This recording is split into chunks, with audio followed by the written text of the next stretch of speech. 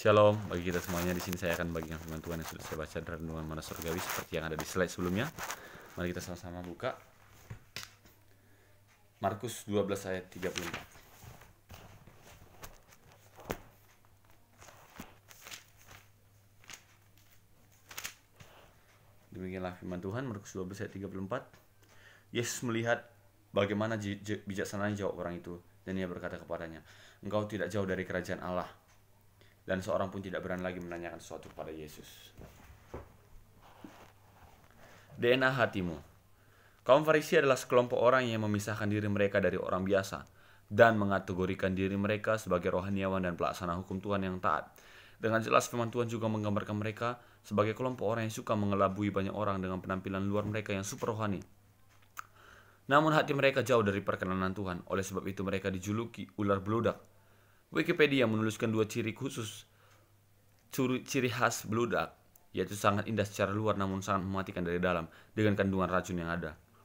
Yesus menegur mereka dengan keras untuk membereskan konsep kerohanian mereka. "Hai kamu keturunan ular beludak, bagaimanakah kamu dapat mengucapkan hal-hal yang baik sedangkan kamu sendiri jahat? Karena yang diucapkan mulut meluap dari hati." Melalui pernyataan Yesus kepada orang Farisi ini, kita menemukan sebuah kebenaran bahwa kita tidak perlu bersusah payah memberikan kesan dari tampilan luar akan tingkat kerohanian kita kepada orang lain. Percayalah bahwa apa yang terkandung dalam hati cepat atau lambat akan terpancar keluar. Secara praktikal, bukankah kita banyak menemui orang percaya yang pada awalnya terlihat sangat rohani dan melalui perkataan dan tampilan luarnya? Namun semakin kita dekat kepada kehidupan orang itu, semakin terlihat ketidakrohaniannya. Jauh lebih baik kita terlihat biasa-biasa saja, namun semakin dekat seseorang dengan kehidupan kita, semakin orang itu diberkati dengan konsep-konsep kekayaan rohani yang terkandung dalam hati kita, yang terpancar keluar melalui perkataan dan sikap kehidupan yang kita tampilkan. Dengan demikian, kita menjadi pohon yang terurus dan terpupuk dengan sangat baik, sehingga menghasilkan buah-buah yang bisa dinikmati orang lain.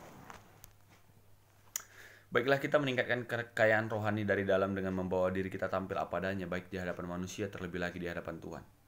Mintalah selalu Tuhan mengoreksi kehidupan rohani kita dan diberikan mata hati yang tajam untuk membenahi apa yang masih kurang dalam perjalanan kerohanian kita dan terus membenahi diri kita.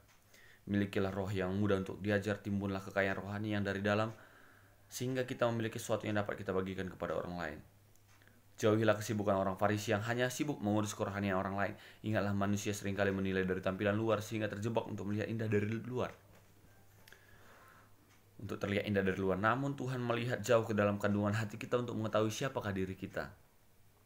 Who am I in God's eyes, di mata Tuhan. Isi hati kita menjadi DNA yang menunjukkan secara akurat siapakah diri kita sebenarnya. Demikianlah kita terkonsep pada kebenaran yang Yesus ajarkan, mengeluarkan hal-hal yang baik dari perbenaran yang baik.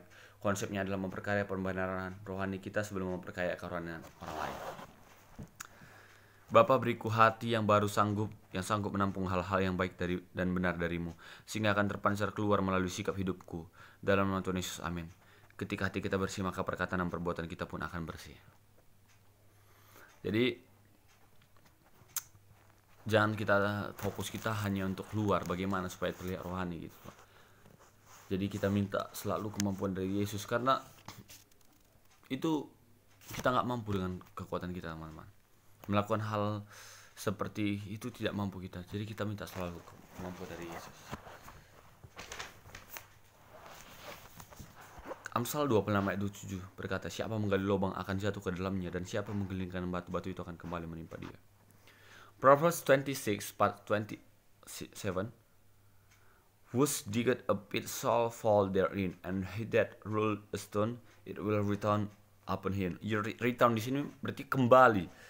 Kembali itu berarti kita kayak membal gitu, teman-teman. Kita menggelinding batu, kita balik lagi ke kita. Jadi sebelum hal itu terjadi, jangan kita melakukan itu gitu.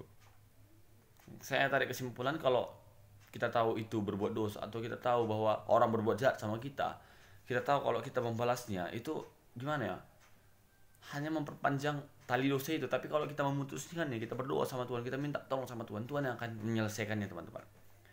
Jadi teman-teman, mari kita berdoa buat firman Tuhan ini. Kami bersyukur Tuhan buat firman Tuhan yang sudah kami dengar. Tuhan, kiranya firman Tuhan ini menjadi kekuatan baru dalam hidup kami, Tuhan, dan menjadi kekuatan bagi teman-teman yang mendengarnya, Tuhan. Kiranya Tuhan selalu memberikan kekuatan. Dalam nama Yesus kami berdoa, haleluya, amin. Tuhan Yesus memberkati, haleluya.